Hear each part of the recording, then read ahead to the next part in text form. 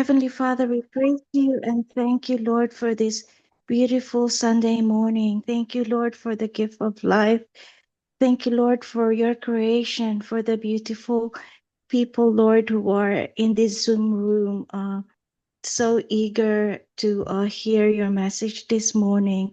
Father, we pray that you be with each and every one of us this morning as we listen to your words, and especially, Lord, may you anoint and bless our devotion leader today and those who will be leading our prayer intercessions. Lord, just we give you praise and glory in everything that we do in Jesus' mighty name. Amen. Amen and amen. Sige po. Ah, atin pong salamat po doon po sa makapangyarihan at mabiyaya po panalangin. Salamat, Ate Rona. Let's start. Okay. February 1, this be a first day of the month of the heart. A month of a heart that give us and open us in this month how God love us so in the midst of difficulties, trials, problems, chaos. But may this devotion speak to us personally. And the topic is on the First King chapter 12, verse 24. This is my doing. This is my doing.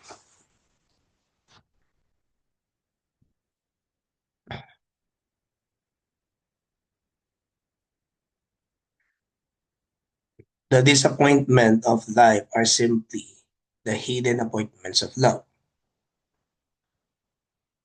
Say, Apex, my child, I have a message for you today. Let me whisper it in your ears, so any storm clouds that may arise will shine with glory. And the rough place you may have to walk will be made smooth. It is only for words, but let them sink into your inner being and use them as a pillow to rest your weary head. This is my doing.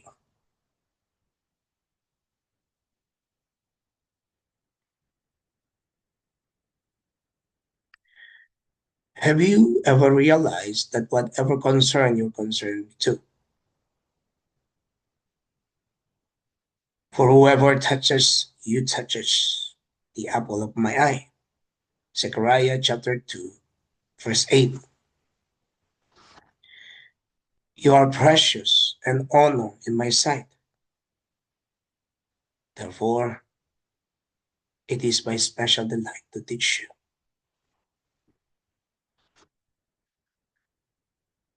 I want you to learn when temptation attacks you and the enemy comes in like a pet of floods. Isaiah 59 verse 19. That this is my doing, and that your wickedness needs my strength, that your weakness needs my strength, and your safety lies is letting me fight for you.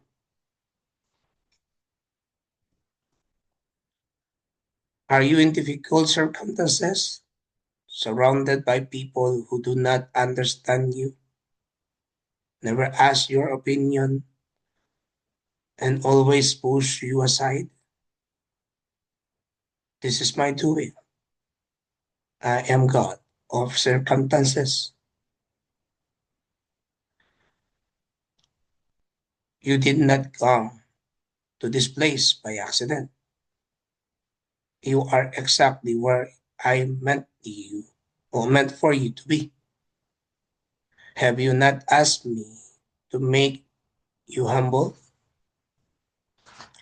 Then see that I have placed you in a perfect school where this lesson is taught. Your circumstances and the people around you are only being used to accomplish my will. Are you having problems with money? Finding it hard to make ends meet? This is my doing, for I am the one who gives you your finances, and I want you to learn to depend on me. My supply is limitless, and I will meet all your needs.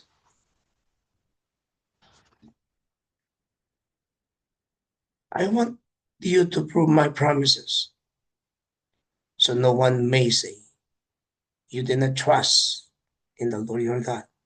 Deuteronomy chapter 1, verse 32. Are you experiencing time of sorrow?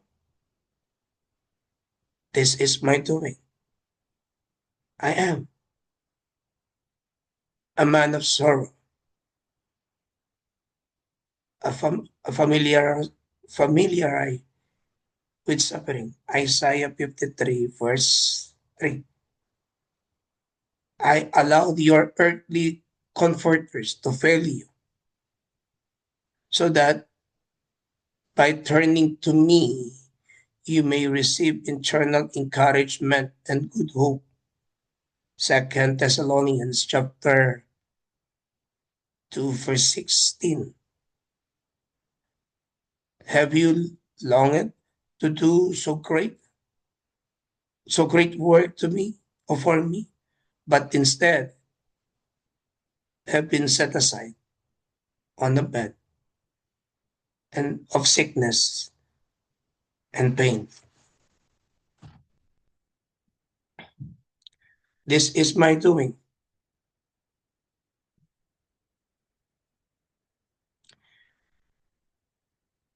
You are so busy. I could not get your attention, and I wanted to teach you of some of my deepest truth.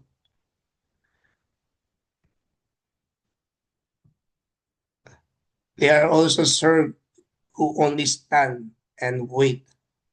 In fact, some of my greatest workers are those who physically unable to serve, but who have learned to wield powerful weapon of prayer. Today, I place my cup of holy oil in your hands. Use it freely, my child. Anoint with every new circumstances, every word that hurts you, every interruption that makes you impatient, and every weakness you have. The pain will leave you as learn to see me in all things. By Laura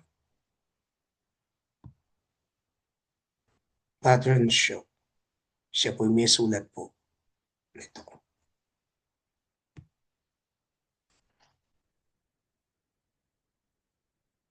And said, this is for me. My Savior said, as bending low, he kisses my brow,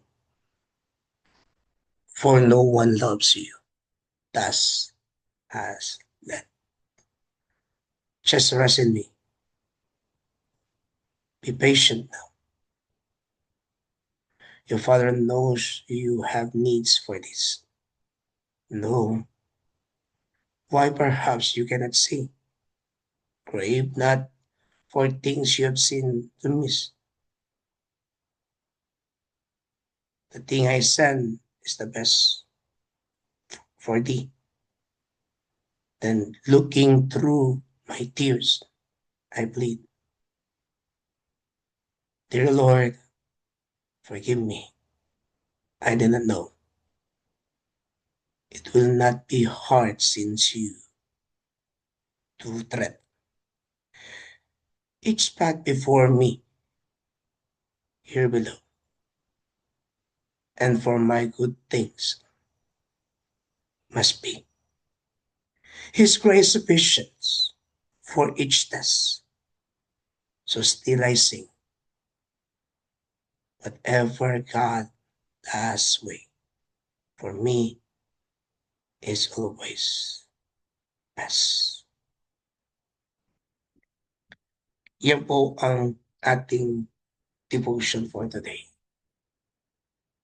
And may it reflect on our life as we hear on it. This is His doing. I will say His doing because God allow every problem, every circumstances, every trials, every pain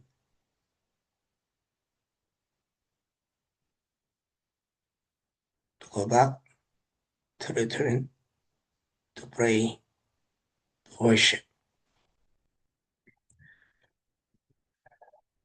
Truly, we have all disappointments many times,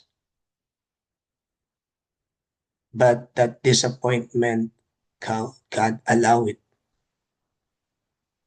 so that we may see His glory. How we can see His glory in the midst of disappointment. How we can see His glory in the times of storm.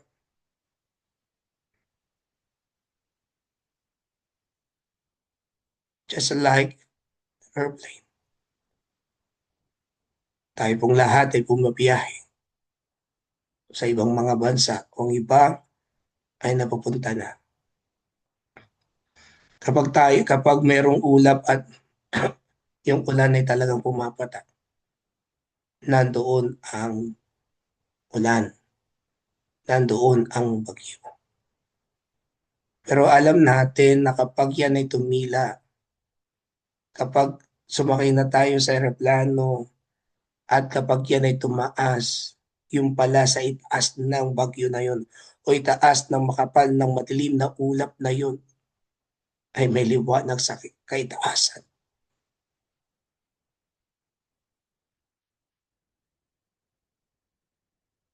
Kita natin yun, liwanag doon. Pero sa baba, napakaulap. Sometimes, we do not see that. But we see the disappointment. But God showing us by His word, even though there is a need of sinking, but God allowed us that. Pray, to worship. But sometimes we cannot do that because of our mind was filled with all of that disappointment. But God, He said in His word, not me. He's there. That is His doing.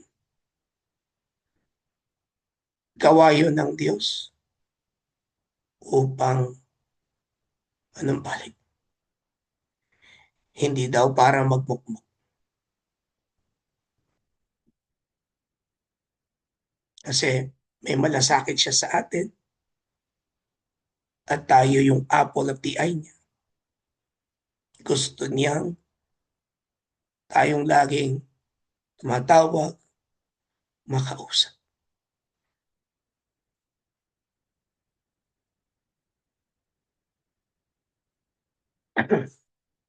Kaya matuto tayo.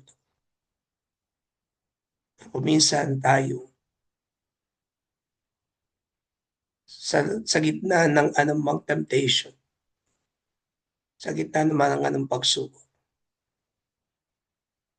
gusto tayong agawin ng Diyos sa gawa ng kaaway, sa atake ng kaaway. Pero tayo kung minsan hindi tayo nagiging aware that God allowed that. Why? So that we may learn.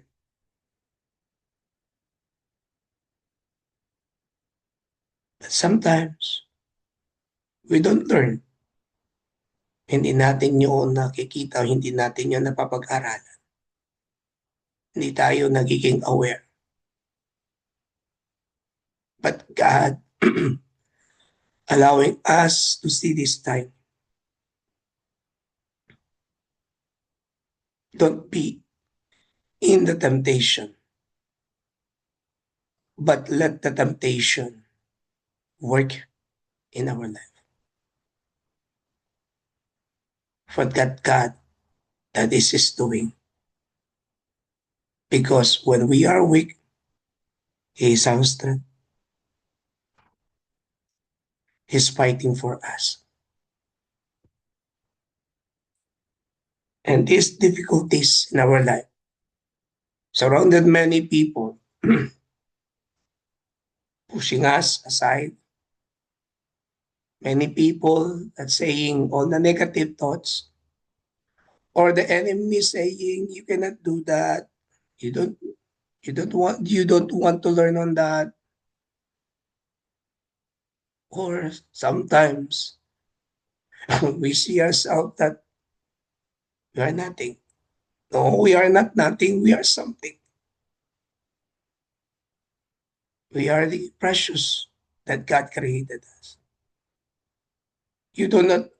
We do not need people. Yes, we do. We do need people. But before we do need people, we need God. We need Him.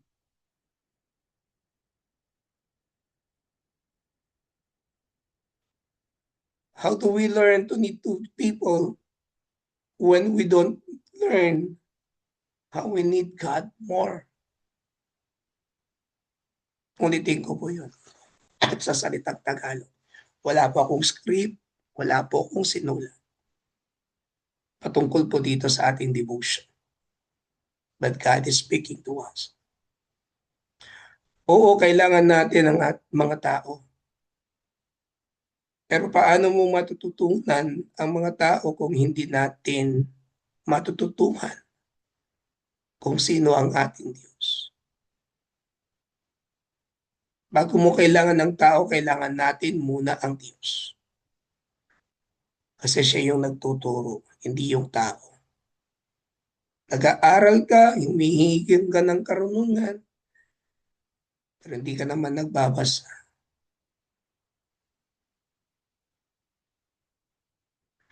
Humihingi ka ng lakas, pero hindi ka naman kumikilos.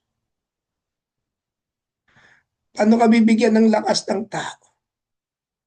Paano ka bibigyan ng karunungan ng tao? Kung sa tao pa lamang nabibigo ka na. Pero sa Diyos walang kabiguan.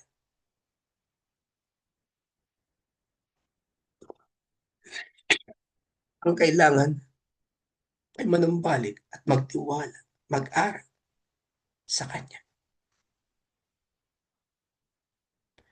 Tama nga, hindi aksidente. Kung nasaan ka man ngayon, nasa Dubai ka, Duba, kung nasa United Arabs ka, nasa Spain ka, nasa UK, nasa Pilipinas, saan man sulok ng mundo, dinala nga tayo ng Diyos dyan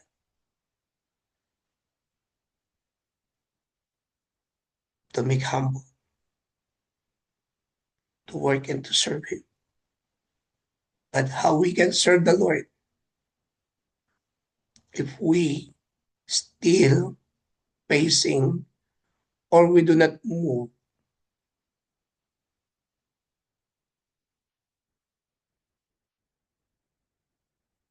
Gusto ng Panginoon na tiwala, magpakumbaba tayo upang ang ating buhay ay maging kaya-aya sa kanyang harap.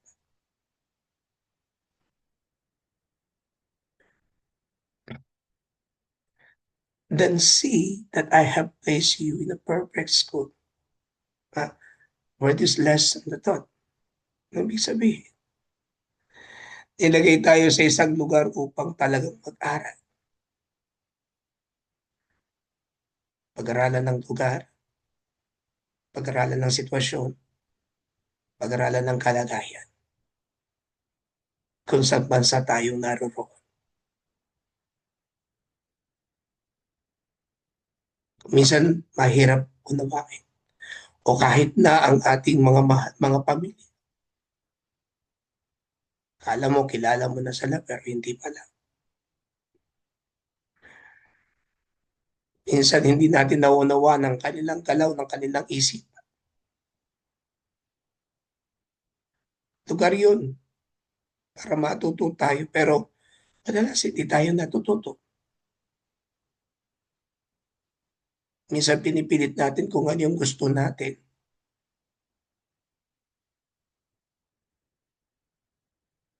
Pinipilit natin kung ano yung dapat. Pero paano mong malalaman yung dapat kung tayong mismo ayaw natin kumilos, ayaw natin gumalaw. Nakamukmuk pa rin tayo sa dati. Or tinatanggal nga yung dati, pero kapag tumarating yung mga pagsubok o sirkumstansiya sa ating buhay, ay napabalik ka sa dati mong kalagayan. Mga kapatid, hindi ka matutulungan ng tao, hindi ka matutulungan ng pamilya mo, hindi ka matutulungan ni naman kung hindi ang Diyos ang tutulong sa iyo at ang iyong sarili.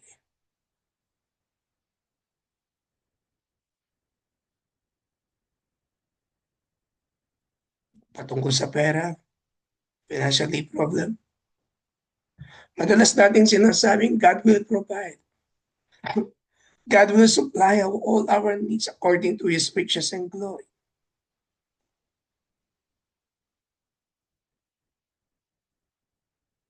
But nakakalimutan din naman kung sino yung nagbibigay ng riches and glory. Nakapokus sa trabaho, kayod dito, kayod doon, trabaho dito. But we forgot to be the one kung sino yung nagbibigay. At yun ang ating Panginoon. Kasi alam natin na yung supply niya ay limitless talaga, unlimited talaga. But God reminding us when we are in there, kung may kakulangan o hindi, balik lagi sa Diyos. Kaya yun ang kanyang gawa upang ipaunawa sa atin. He is the one who keeps our finances.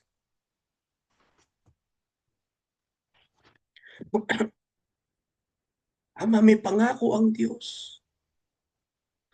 At alam natin ang bawat pangako ng Diyos ay yan ay totoo at gagawin niya.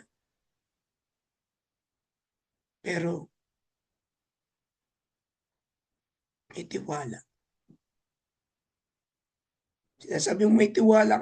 Sinasabi natin may tiwala tayo sa Diyos. Pero kapag tumating na yung kakulangan, na pumapasok yung anxiety, pumapasok yung gulo ng isip, pumapasok yung worriness. That is the man doing. And that is, yun ang din ang gusto ng demonyo, ng kaaway, upang guluhin ang isip mo. But God is so loving God. God is reminding us to put our trust to Him, to long for Him.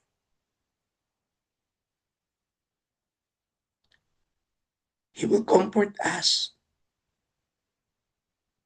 He encourages us. Paano? To go back to Him. Kasi siya lang naman ang talagang solusyon sa bawat pinagdadaanan natin. Pamilya, ministeryo, trabaho, maghahanap ng trabaho.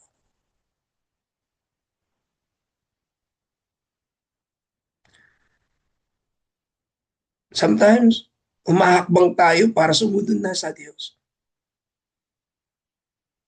Pero kung minsan, ang gawa ng kaaway ay talagang nakikisingit siya, nakikigugulo siya. Go back to the Lord. Set aside all that pain. Go in prayer. Let us go in prayer. And say, Lord, ayoko na to. Sinusuko ko na sa iyo. Lastly, if I'm not mistaken, this is my doing. Sabi niya, ito yung aking. Why? Para humabigay yung kanyang atensyon. Makita yung kanyang gawa. Makita yung kanyang biyaya. Para paglingkuran siya.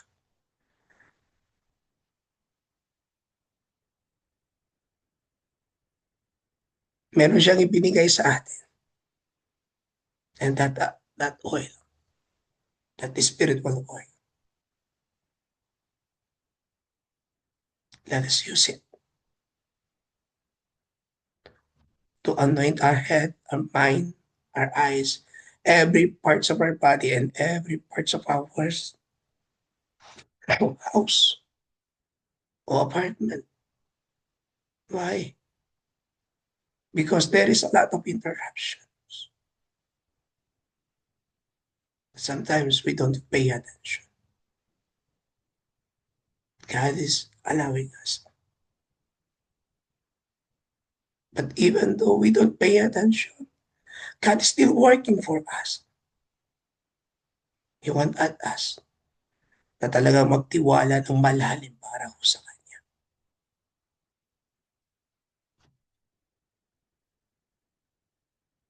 Kaya, sabi nga dito, ito yung kanyang mga panalangin na ating pong napakinggan kanina. Praying, empowering, and worshiping our God. Ask for the forgiveness. We ask for the forgiveness of the Lord. For God, that is His doing. Kaya sa oras pong ito, pakinggan natin ang awiting ito. And as we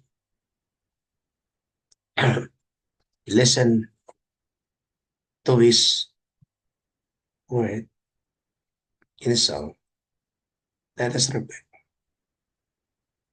And can I ask for kapatid na babes for leading us kung available po siya. Papa, our nation and other countries, O Lord, all over the world. We know, alam namin na Ikaw ang sovereign God, Panginoon. Hawak mo ang bawat bansa na nandito na iyong nilikha, Panginoon. Panginoon, dinadalangin namin yung mga bansang hindi nakakaunawaan. Unang-una po ang Israel at ang mga karatig puok na malapit sa Israel, Panginoon. Bigyan mo po ng pagkakataon ang kapayapaan na manguna sa kanilang lugar, Panginoon. Na yung aminosity, yung hindi pagkikibuan o yung dedmahan po, yung hindi nagpapansinan sa mga desisyon, sa mga proposal na magkaroon ng kapayapaan na hindi nasusunod, Panginoon. Ikaw po manguna, buksan mo ang puso ng mga leaders dito sa bansang ito, lalo na po sa Israel at saka dun sa Hamas, Syria, sa Egypt, dyan po sa bandang Middle East, Panginoon, na hindi po maganda ang pagtingin nila sa iyong bansa. Alam po namin, mahal mo ang iyong bansa, ang Israel. Ito pong unang-unang mong tinatag na bansa sa buong mundo, Panginoon. Kanya hindi mo pababayaan kamukha ng sabi mo, wala pa pong naiimbento na armas na pupuksa sa Israel, Panginoon. Hindi mo pababayaan na mangyari po yung Panginoon. Gayun din, Panginoon, ang mga ibang lugar na nasa ibang parte ng mundo, kamukha ng Ukraine at Russia, Panginoon, na hanggang ngayon ay hindi pa rin nagkakasundo, Panginoon. Puro pag-uusap sila pero may sagabal pong dumarating sa kanilang mga bansa. Yung puso ng kanilang leader, Panginoon, hindi po malaman kung anong magiging desisyon. Buksan mo, Panginoon, bigyan ng kapayapaan ang buong mundo to na para lahat ay mamuhay na may walang pangamba sa kanilang mga saloobin. Panginoon, dinadalangin din po namin ang United States at saka ang Iran at United States at ang Venezuela, Panginoon, na pangunahan mo ng iyong revival na ginagawa ni President Trump dito sa mga bansang to, lalo na sa Iran, Panginoon. Bigyan mo ng magandang desisyon yung Ayatollah ng Iran, Panginoon, si Khomeini. Buksan ang kanyang puso na hindi mananaig ang kasamaan sa mundo. Yung pagpatay nila sa mga kasamahan nila, sa mga kapwa nilang citizen ng Iran, Panginoon, yung mga Iranians, yung mga bata, yung mga magulang, o Panginoon, yung mga asawa na nagdudusa dahil sa kagagawa ng kanilang leader, Panginoon. Buksan ang kanilang puso, Panginoon. Ito si Khomeini at saka yung mga advisor niya. Itigil na kung ano man yung kanilang ginagawa, Panginoon. Gayun din po yung sa Venezuela, Panginoon, na ngayon ay nagkaroon sila ng transition na sana maunawaan ng mga Venezuela yung kabutihan na mangyayari sa kanila nung na nasupo yung kasamaan ng kanilang leader na si Maduro, Panginoon. Ngayon, dinadalangin din po namin bansang Africa. Sa Africa po, marami po mga kapatid kami nagdudusa, yung mga Kristiyano po na minamasake, yung halos 50% of Africans were being killed. They're being massacred just because of their faith in you, O Lord. Alam namin na yung pananampalataya sa iyo ang sanhi ng lahat ng ito. Gayun din po sa India, gayun din po sa Pakistan, gayun din sa Bangladesh, gayun din po sa Cambodia, yung sa China, sa North Korea. Lahat po ng Kristiyano ay hindi nila binibigyan ng pagkakataon na maging mapayapa, na mabuhay ng yung may freedom of religion, Panginoon. Buksan mo mga puso. Lahat ng mga leaders ng bansang nabanggit ko, Panginoon, na lahat sila ay maunawaan na ikaw ang sovereign God, ikaw lang ang may karapatan na magsabi kung alin ang tama at hindi, Panginoon. Ito'y dinadalangin din namin, Panginoon, ang aming bansa, ang aming nation, ang Pilipinas, Panginoon. Alam namin, mahal mo ang Pilipinas. Alam namin na mahal mo ang mga Pilipinos, Panginoon, na hindi mo pababayaan maghirap ang bawat isa sa aming kababayan, Panginoon. Ngayon, dinadalangin namin, tinataas namin ang aming leaders, Panginoon. Ikaw na pong manguna sa kanya. Alam namin may mangyayaring na ikagaganda ng aming bansa. Alam namin na pinoobserbahan mo ang dapat obserbahan. Bigyan ng pagkakataon si aming presidente, si Bongbong Marcos, na itigil kung ano man yung ginagawa niya hindi maganda sa iyong paningin, o Panginoon. Gayun din po yung mga subordinates niya, yung mga cabinet members, lahat-lahat. Halos pati po yung nasa low, sa barangay level, Panginoon. ayusin mo ang aming bansa, Panginoon. Nalangin kami na bigyan mo ng kapayapaan, lalo na po yung mga naghihirap dahil sa bagyo, dahil sa kalamidad na nadanasan nila. Hanggang ngayon, Panginoon, nagpupumilit ang Cebu na bumangon. Gayun din pong Iloilo, gayun din po ang Davao, yung mga nasalanta ng lindol, Panginoon. Ikaw po manguna.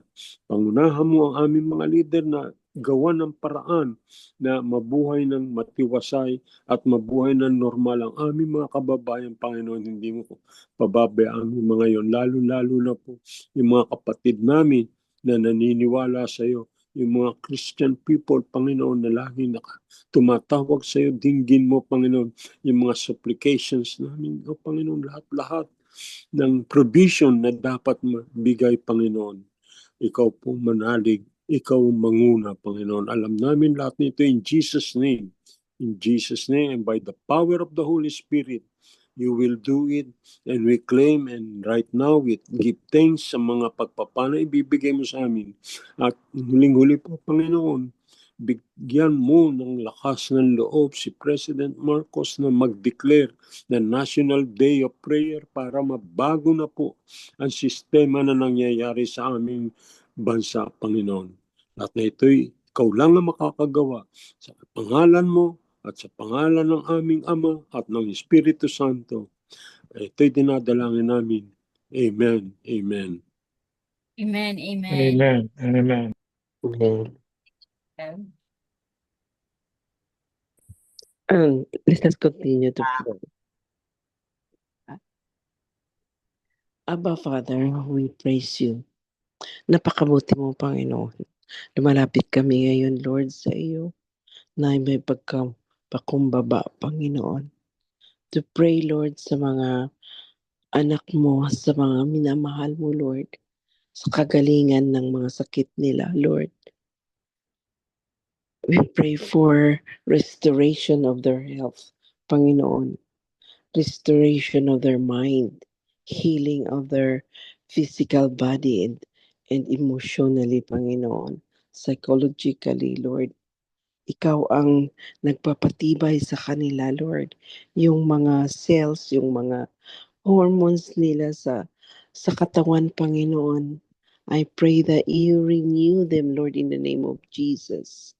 Para gumaling, Lord, yung katawan nila to serve you more, Panginoon. May mga purpose ka, Lord. You allow those sicknesses, Lord, to humble themselves as well. At bumalik sa iyo, Lord. At wala na ibang pupuntahan, wala na ibang hihilingan, wala na ibang tatawagin, Lord, in the name of Jesus. Para sa healing nila. Lord, you came into this world para mag-heal, Panginoon. And we believe that you are the same yesterday, today, and forever. Panginoon, so lahat ng mga kapatid namin, Lord, na nakalista dito sa healing intercession namin, Panginoon. You know them by name. You know them sa mga puso nila, Panginoon. Alam ko yung puso nila, Lord, na they want your healing. Kasi Lord, kung aasahan lang nila, Lord, yung sarili nila, Lord, they will struggle at ganun pa rin, Lord, pabalik-balik. But Lord, we trust in you. We trust in the name of Jesus, Lord, because there is power in their name, in your name. So, Lord, we pray for complete healing, Lord, restoration as well as mga broken bones nila, Lord, new cells sa mga cancer, um, sa mga lahat ng mga sakit, Lord, sa katawan nila. I know that you are the answer. You are the healer. You are Jehovah, Jehovah Rapha. You give them a new breath. Lord, I pray as well for Kiran, yung anak ng kaibigan ko, Lord. I pray for speedy recovery as well sa sister ko na nasa ospital ngayon na may pneumonia. And I pray as well sa mga pasyente namin sa ospital, Lord, yung pandemic na norovirus, Lord. I know that you are working behind the scene, and I pray that mawala na yung norovirus, Lord, sa trust namin in the name of Jesus, because you are doing it one at a time. Lord, we pray as well sa mga colleague ko, Lord, sa mga nurses all over na nagtitaking care of sa kanila, Lord, na hindi sila magkakasakit, na hindi din nila makukuha yung mga virus ng mga pasyente, Panginoon.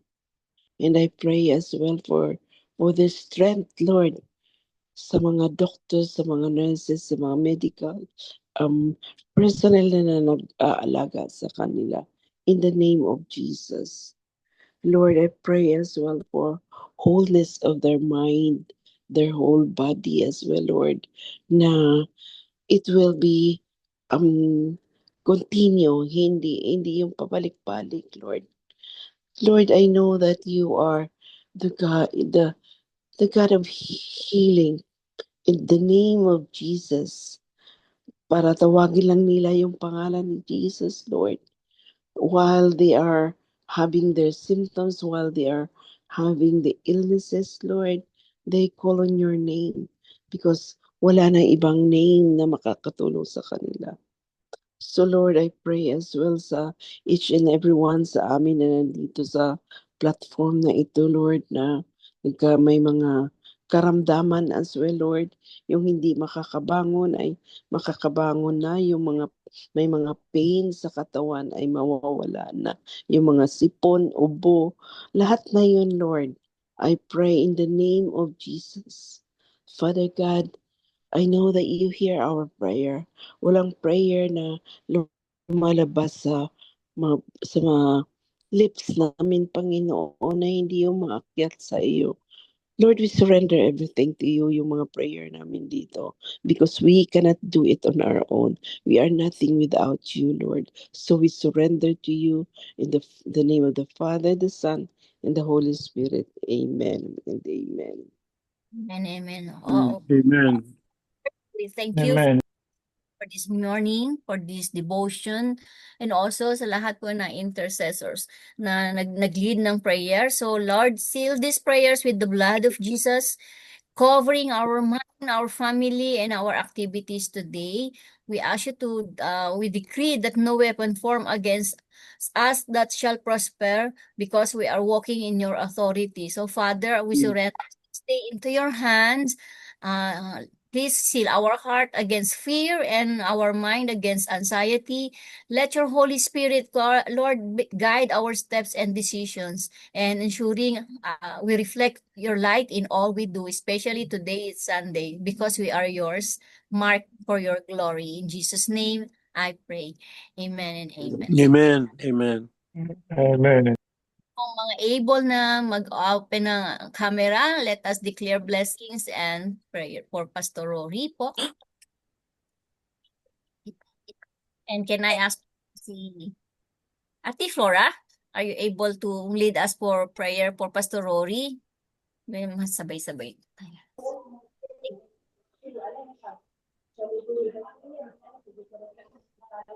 Okay po. Father God in heaven, Lord, we just Yes, say yes. thank you, God, We lift up Pastor Rory, for the Yes, Lord. blessed Sunday. family, Geraldine, Lord, The Father. the daughter, the father, Pastor. Bless all of them. Give them good health. Pray Give for them, protection.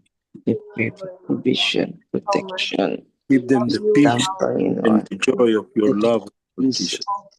Pray that you be with them, protect them and guide them. The territory, Lord. The provisions that they need, you will supply them, O Lord Jesus. As this in the Jesus Christ, our Lord and Savior. Amen. Amen. Amen. Amen. Amen.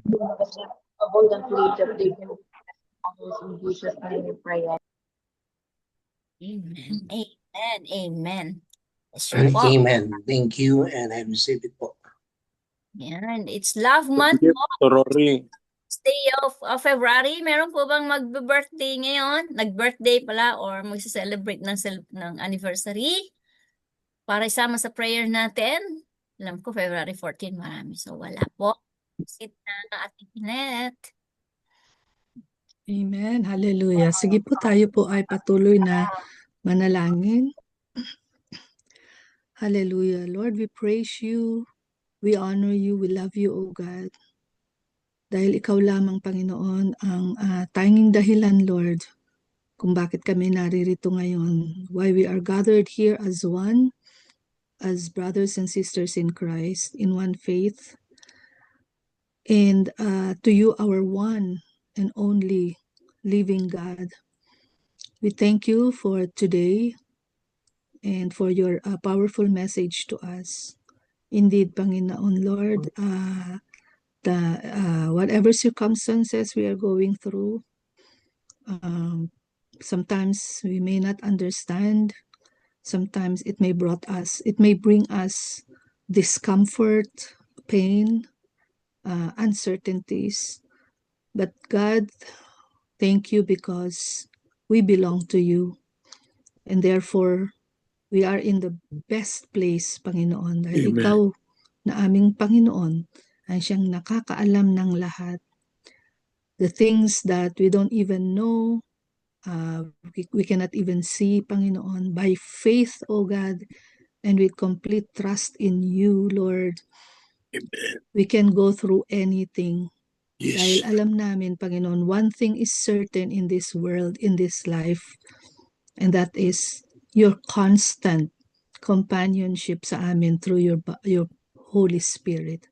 Salamat, Panginoon, na from this day onward, O God, dadalhin namin at tataglayin namin, Lord, sa aming pang-araw-araw na buhay, O God, ang lahat, Panginoon, ng mga itinuturo mo sa amin, ang inyong mensahe sa umagang ito, Panginoon, Lord. It will give us that strength, O God, Yes. the hope, and Yes. yung peace, Panginoon, Yes. na Yes. whatever we go through this day, Yes, O God, Lord and the days to Jesus. come, O God, ay alam mo na, Panginoon, Lord. And everything, you allow them to happen for very good reasons, Panginoon, na maaring hindi pa namin maintindihan ngayon, Lord, but in the near future or one day, Panginoon, ay we will look back and we will say, kaya pala inalaw ni God yung mga yon, because it is going to reveal more of you, O God, sa buhay namin. It will reveal more of your best laid plans para sa bawat isa sa amin. And so, Lord, as we go through life in the present time, Panginoon, Lord, we just pray, O God, that you would just give us that spirit of humility, O God, to allow you to take control of our lives. Dahil talaga naman pong, we are very limited as human beings. We are so bounded with so many things. And we can easily be distracted. We can easily lose our focus. But Yes. praise God, thank you, Lord, Yes, that Lord. the Holy Spirit is always with us Amen. to put us Yes. back on track, to Yes, Lord turn Jesus. our eyes back to you, Jesus, because you are the finisher, the author, the perfecter of our faith. Amen. And so, Lord, just thank you, O God, na taglay-taglay namin, Panginoon, Lord, ang inyong blessing and the powerful words that you have released to us today. Salamat, Lord, muli sa buhay ni Pastor Rory.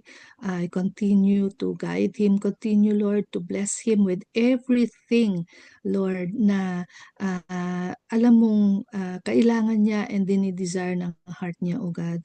And just also we know, Lord, na you can see, Panginoon, yung kanyang desire, Panginoon, sa heart niya to continue to serve you, to continue to bring people to you, O God. And we know, Panginoon, that you will make that happen as he walks through this life with faith and in trust within you, O God.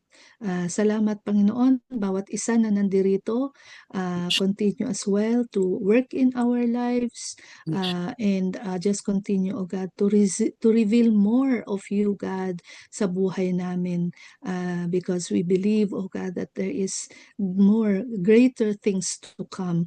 Just like you promised, O God, you came to give us life and life to the full, O God.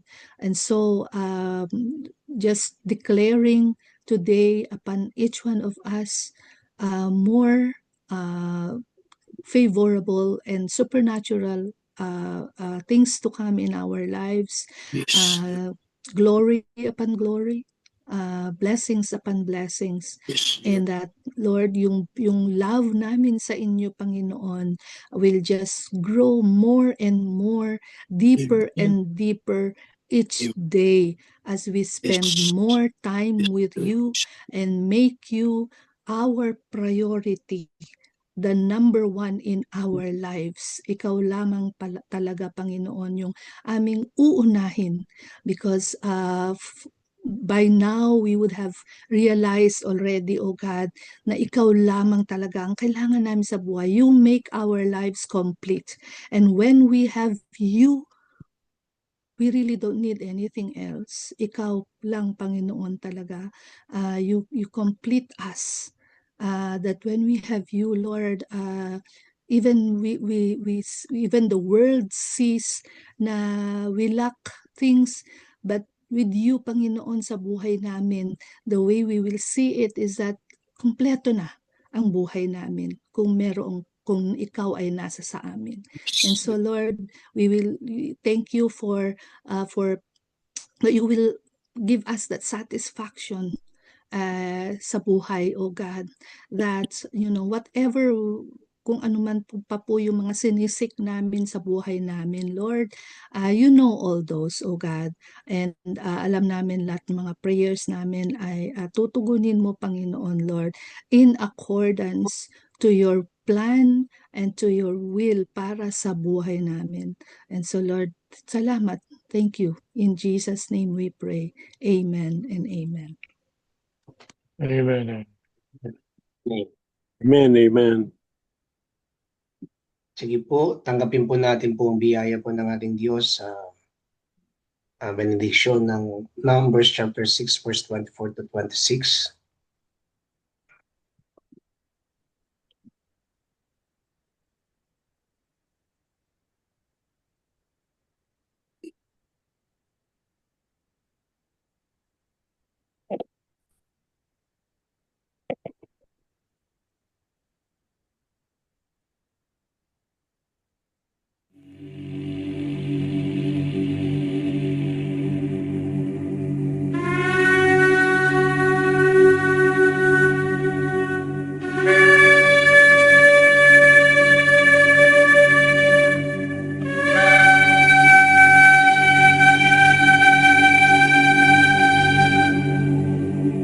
יברכך אדוני וישמרך.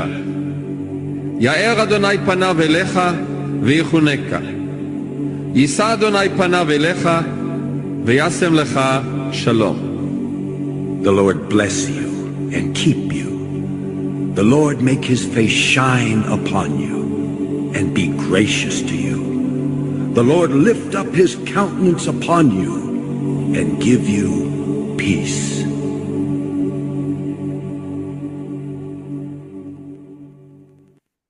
Amen, amen. Amen. Amen. Shalom, Amen. everyone. Amen God and amen. bless Thank you everyone. po, Pastor Rory.